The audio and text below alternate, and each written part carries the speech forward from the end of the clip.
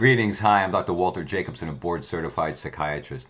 So about a week or so ago, a staffer at the White House, some woman, started to attack the two Obama children at some presidential event, criticizing how they were, the clothes they were wearing, how they were behaving.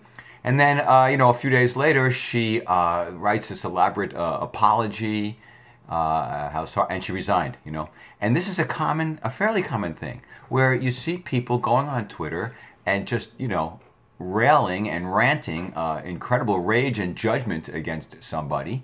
And a couple days later, they're sending out an apology and resigning.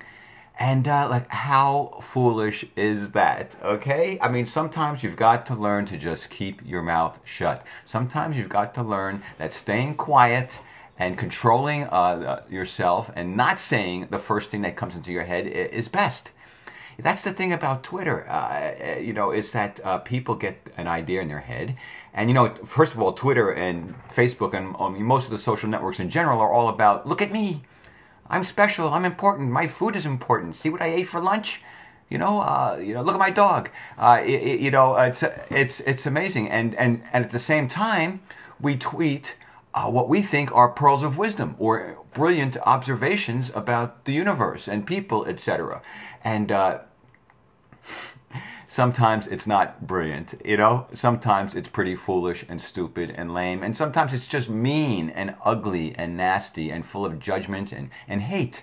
And the point is, you don't need to say everything that pops into your head. I know that your thought is, I'm a genius. I'm going to say this incredible, insightful observation, and it's going to go viral, and everyone's going to say, you're incredible. But then it backfires because you're not incredible. You're incredibly lame and dense to not have thought through what you said, what you wrote, not to have thought about how it might be perceived by other people. So really, it's unbelievable, but it happened. And then you end up resigning.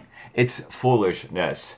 Pay attention to your thoughts. You don't have to say the first thing that comes out of your mouth. And this is true of everybody, not just Twitter and Facebook. This is critical in all of your relationships, your close personal relationships, acquaintances,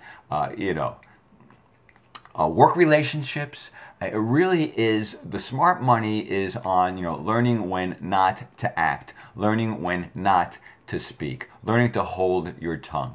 That old expression, if you can't say something nice, don't say anything at all. I kind of believe in that, but no, there are times when it's important to say something. There are times when it's important to make an observation.